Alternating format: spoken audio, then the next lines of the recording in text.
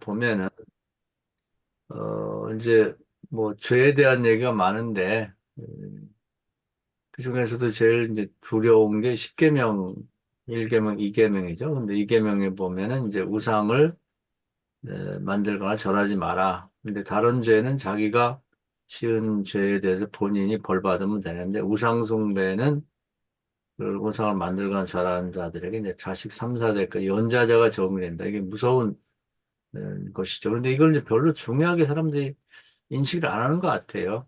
근데 이제 우상 숭배는 이제 네 가지가 소개가 되고 있습니다. 처음에는 이제 형상이 있는 우상인데, 뭐 그 얘기는 많이들 나왔고, 그 다음에 이제 두 번째는 이제 생각의 우상이라고 할까요? 그래서 이제 사우랑 때 이제 그것이 새로운 법으로 제정이 됩니다. 그러니까, 그래서 자기 생각을 하나님 생각보다 더 높이 생각하는 것은 이제 우상숭배와 같은 법이 적용된다 이렇게 돼 있고, 그다음에 예수님이 이제 그 재물이 이제 하나님과 같이 섬길 수 없다 그러면서 이제 재물에 대한 우상숭배를 얘기했고요. 그다음에 이제 이것은 잘 알려지지 않고 이제 알아도 잘 얘기하지 않는 부분이 이제 탐심의 우상이다 이런 이제 사도 바울이 그 얘기를 했습니다.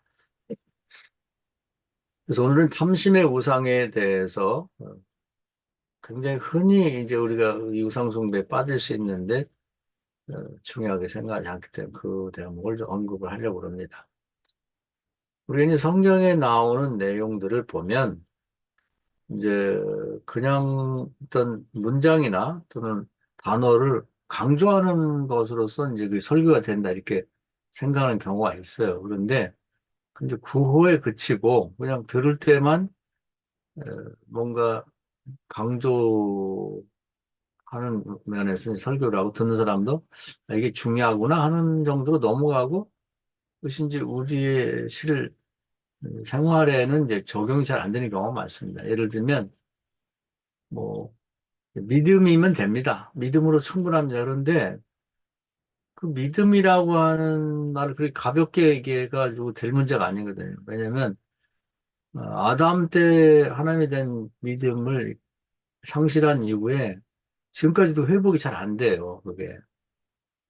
그래서 이제 이 부분에 대해서 이제 모세가 의문을 제기했죠. 그래서 이제 출애굽하러 가자. 그래서 하나님이 이제 데리고 가는데 모세가 얘기를 하죠. 그 창세기 15장에 한 줄짜리 아브라함 때 얘기한 400년 애굽에 있다가 다시 가나안 올 거란 그 말을 가서 전했을 때 그 옛날 얘긴데 그리고 이제 뭐 실제로 애굽에서 뭐 어렵지만 430년간이나 정착해 사는 사람에게 밑도 끝도 없이 가가지고 어, 가나안 땅에 가자. 옛날에 말씀하셨으니까 이렇게 해서 믿겠냐. 이제 이게 지금도 고민이거든요. 우리 성경 얘기는 다 옛날 얘기죠. 뭐 적어도 신약도 뭐 2000년이 전의 얘기니까. 그 성경에 기록된 얘기를 가서 애굽에 있는 사람처럼 세속에 있는 세상 사람들이 가서 예수 믿으면 구원 받는다. 뭐 이런 얘기를 했을 때 생뚱맞는 거죠. 이게 과연 믿겠냐. 이런 고민을 얘기한 거죠. 근데 그건 모세가 하나님이 준 옛날에 아브라함이 줬던 메시지를 들고 애굽에 가서 얘기하는 상황이나 지금 성경에 있는 뭐 구약과 신약의 오래된 얘기를 갖고 세상에 나가서 사람들에게 예수님 그 구원받았어. 이게 얘기하는 거나 별반 다를 게 없다. 어떻게 믿게 하겠는가? 이게 이제 중요하죠. 그래서 우리가 철학을 공부하는 이유는 보다 배후의 걸 찾고 근원적인 걸 그리고 이제 그 어떤 중요한 사안에 대해서 아니면 문장에 대해서 프로세스를 찾는 거죠. 그러니까 뭐 인식이라고 할 때 인식이란 말만 갖고 안식하면 됩니다. 그런데 그거 갖고는 이제 인식에 대해서 잘 모르죠. 그런데 그 칸트가 그 속을 들여다봤단 말이죠. 그래서 인식이란 어떻게 형성되느냐.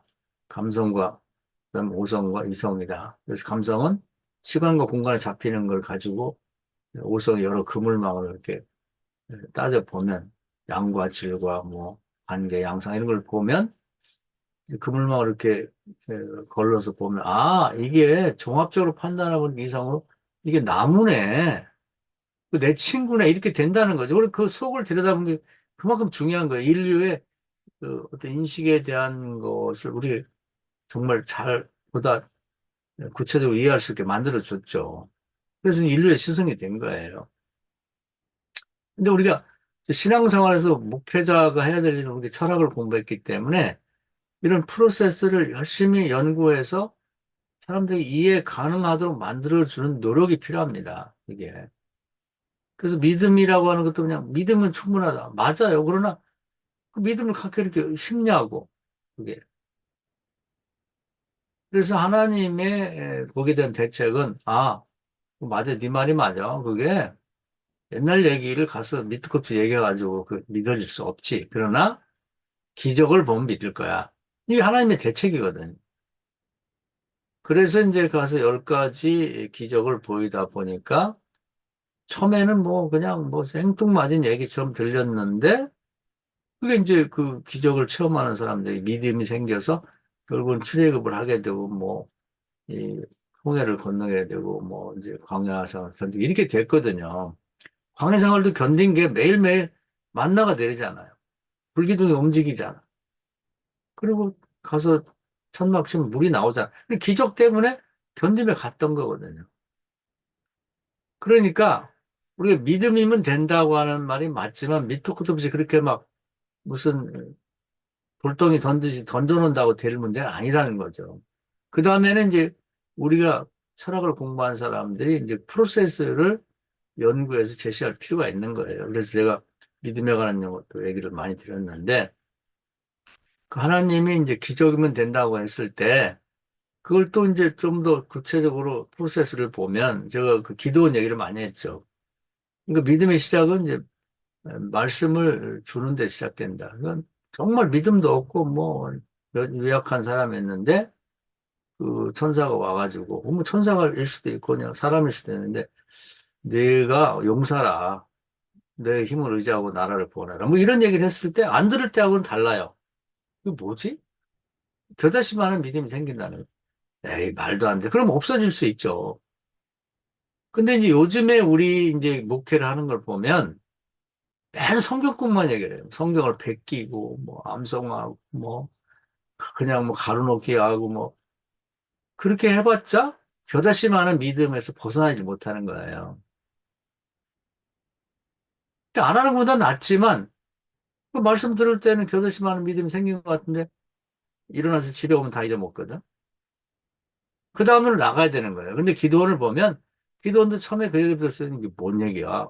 근데 안 들었을 때는 들은 게 난데, 그 다음에는 이제 그거 갖고 부족하니까 하나님이 보면, 이 그 프로세스를 보면, 뭐 양 한 마리 잡아가지고 푹 삶아가지고 지붕산 올라와라. 그래 가서 기다리고 있는 천사를 만났더니 그 천사가 지팡이를 대니까 확 타가지고 연기에 올라가더라. 말씀만 들은 건 다르잖아요. 이 기적을 보고 믿음이 조금 생긴 거야. 그 믿음을 보고 네 아버지 동네를 구원하라 그래서 그래서 구원하는 과정에서 여러 가지 체험을 하면서 아 이게 되는구나. 믿음이 더 커졌단 말이죠. 그러니까 그 믿음을 보고 나라를 구원하라. 나라를 구원했잖아요. 이런 방식으로 이 프로세스를 통해서 믿음이 성장하는 거지. 계속 말씀만 가르쳐가지고 뭐 겨자씨만한 믿음이 심었다가 없어요, 심었다가 없어요. 그런 식으로 돼서는 안 된다는. 그러니까 이 프로세스라는 게 그만큼 중요한 거예요.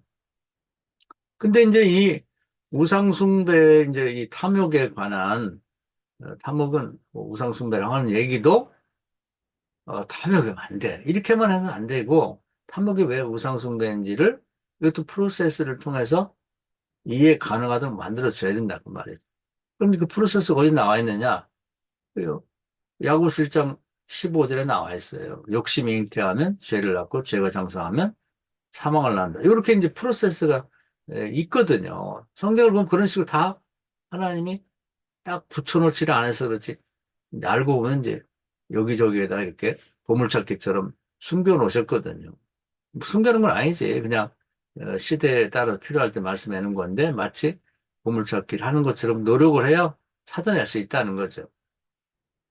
그러면 이제 한번 그런 내용들을 이제 이해 가능하도록 만들어 줘야겠죠. 그러면 예를 들면 이제 다윗 같은 분도 이제 현명한 분인데도 이제 요게 딱 걸린단 말이죠.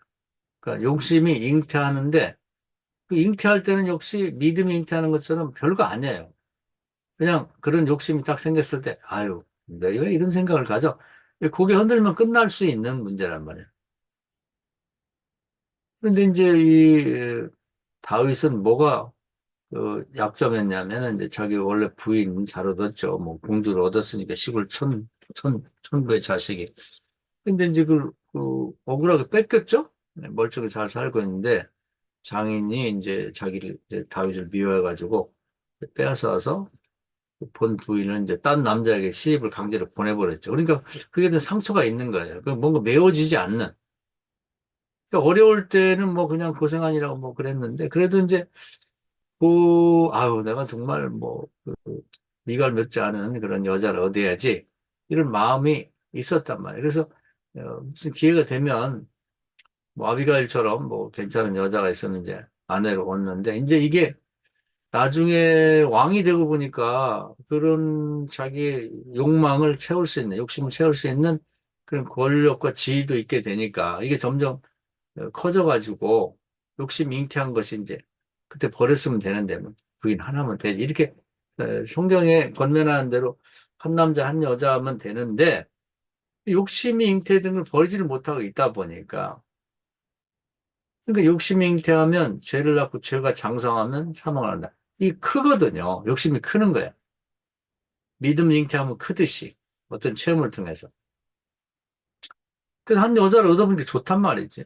또 얻어요. 주섬주섬 많은 여자를 얻게 됩니다. 그러다가는 이게 장성해지면서 이제 우리아에 충성된 에, 그런 아내 바세바를 이제 거의 강제로 빼앗다시피 하죠.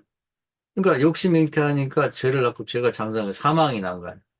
그러니까 충성된 자기 부하를 억울하게 죽게 만들고, 그럼 바세바하고 이제 첫 번째 낳은 아이가 죽잖아요. 이제 사망에 이제 그 집을 엄습하는 거죠. 그래서 하나님의 이제 벌을 받아가지고 그 집안에 결국은 이제 또 뭐 큰아들 암논이 또 이복 형제 그 가말이라는 이제 여동생을 이제 겁탈하고 이제 그러고 나니까 친오빠 같은 엄마의 뱃속에 나온 오빠 압살롬이 암논을 죽여버리죠. 그 사망이 이제 그 집안을 이제 엄습하게 되는 거죠. 그러고 나서는 이제 나중에 뭐 압살롬이 불만이 많아가지고 아버지 죽이고 자기가 왕이 되겠다 그러면서 자기 따져보면 이제 자기 엄마하고 똑같은 레벨에 있는 후궁을 이제 겁탈을 하고 그리고 나중에 그것 때문에 이제 압살롬이 죽임을 당하잖아요. 그러니까 이게 이제 걷잡을 수 없이 크는 거예요. 그래서 이 프로세스를 보면 물론 첫 번째 부인이 그렇게 억울하게 빼앗긴 것은 이제 이해가 되지만 그것이 아내를 많이 뭐 여자를 얻어야겠다고 하는 그 욕심으로 잉태되면 안 되는데 이제 그것이 잉태됐을 때는 아이 내 바보같이 이런 생각을 해요. 그리고 버리면 그냥 아무것도 아닌데 그것이 이제 잉태된 것을 뿌리 뽑아 버리지 않으면 결여심한 상태에서 점점 장성해진다.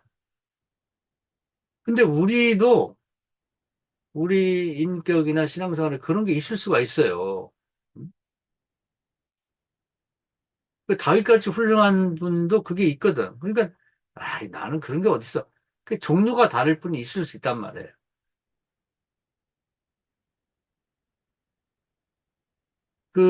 사울왕을 보면은 이제 이 사람 권력에 대한 욕망인데요. 그 욕심인데, 뭐 이제, 골리앗 전투에서 이제 뭐 아주 나이도 어리고 작은 소년 다윗이 이제 골리앗을 물리치게 되죠. 그러면서 이제 사람들의 인기가 이제 막 쫙 올라가게 됩니다.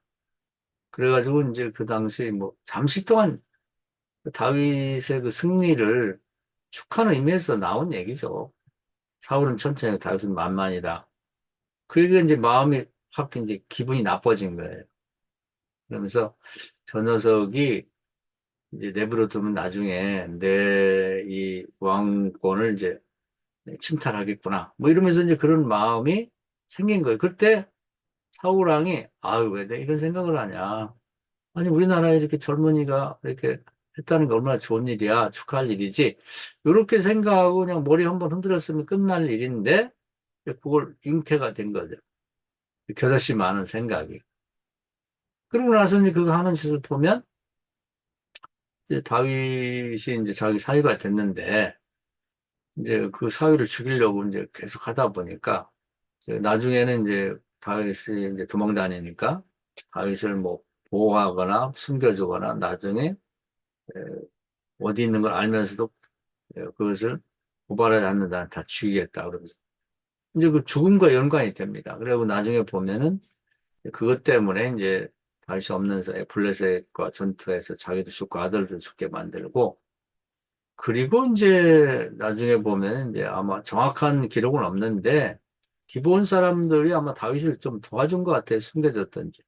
근데 뭐 그 사람들을 그냥 엄청나게 학살을 하는 바람에 나중에는 그 하나님이 저주를 받아서 다윗이 왕으로 있을 때 3년간 가뭄이 들어가고 백성 다 죽게 생겼죠. 그럴 때 하나님이 기본 사람들을 불러서 물어봐라 물어봤더니 이제 학살을 당했다고 얘기하니까 결국 다른 것은 보상이 안 되고 사우랑의 가족 중에 7명을 주면 우리가 직접 죽이고 나서 이제 그 원한을 풀겠다. 이래가지고 이제 찾아보니까 얼마 안 남았죠.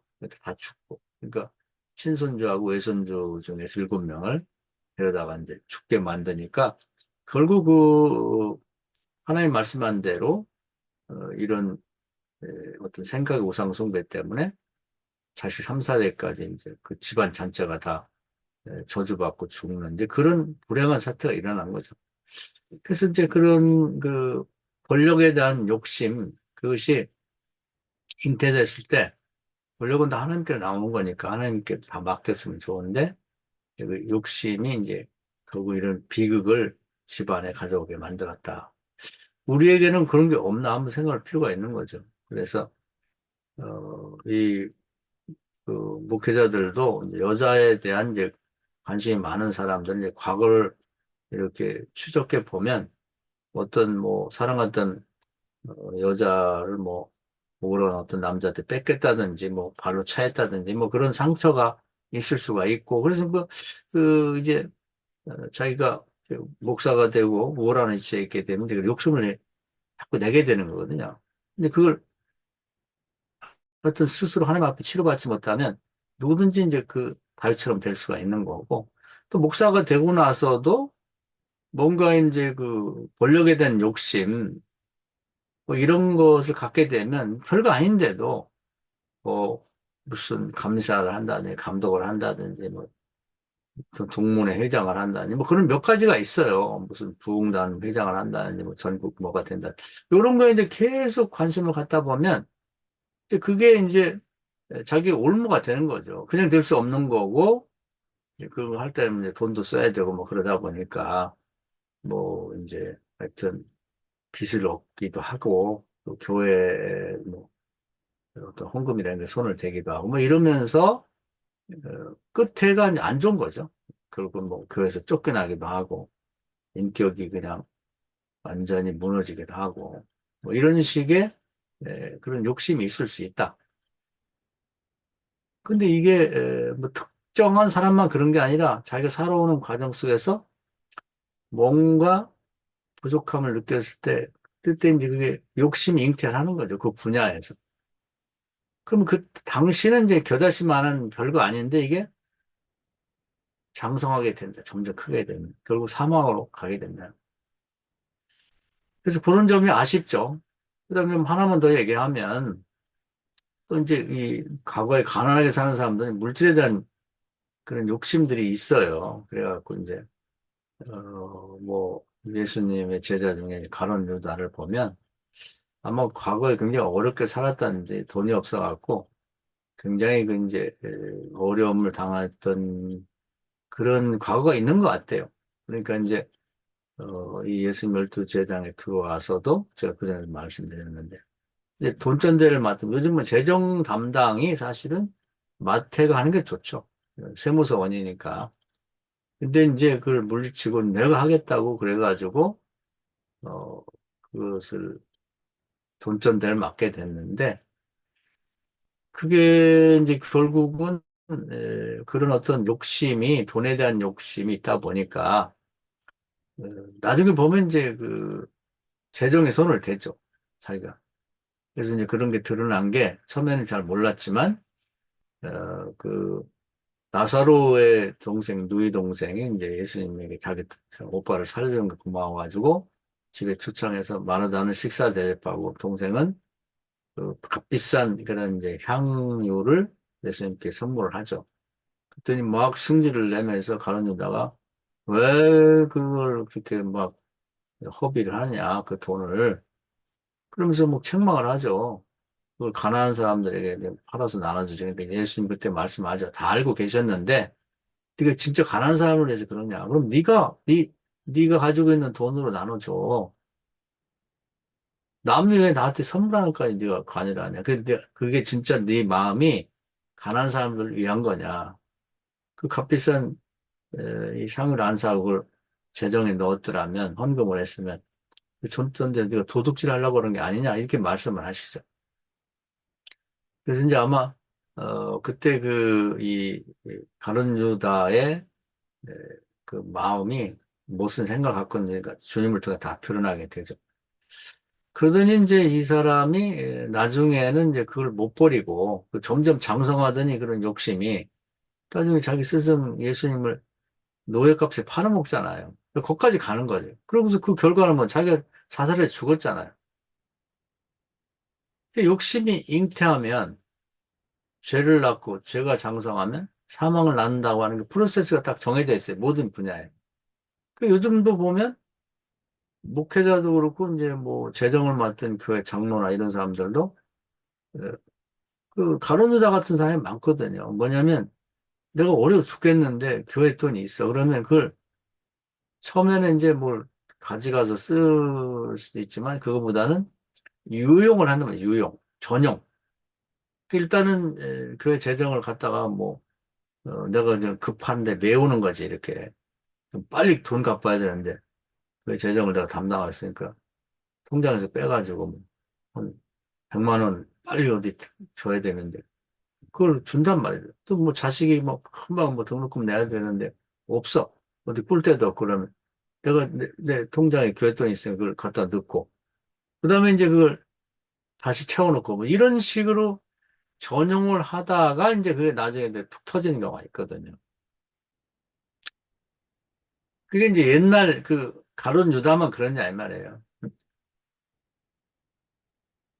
그래서 욕심이 잉태하면 죄를 낳고 죄가 장성하면 죄는 자꾸 커진단 말이에요.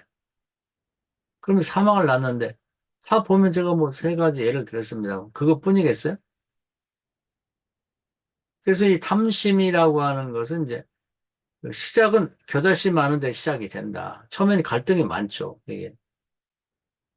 근데 이제 시작이 되면 이게 점점 큰단 말이죠.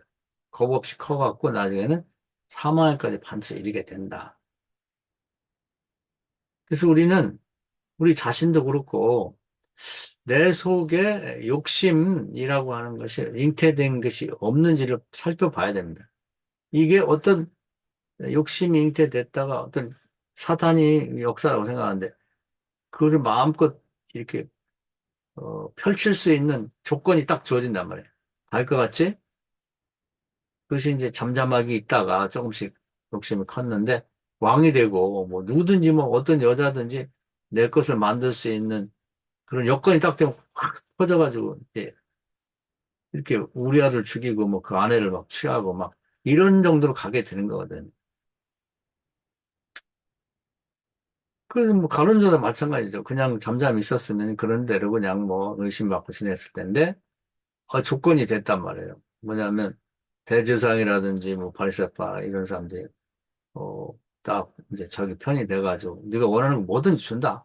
뭐 이렇게 조건이 딱 돼버리니까 근데 끝까지 나가버리는 거죠. 이런 식으로.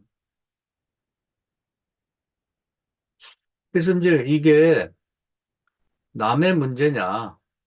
우리 목회자들도 언제든지 다 이런 문제에 이제 부닥칠 수가 있는데 중요한 건 겨자씨 상태에 있는 그때 이제 이걸 제거해 버려야 된다. 그래서 그걸 알 필요가 있네. 나는 뭐가 문제인가? 나에게 있는 욕심은.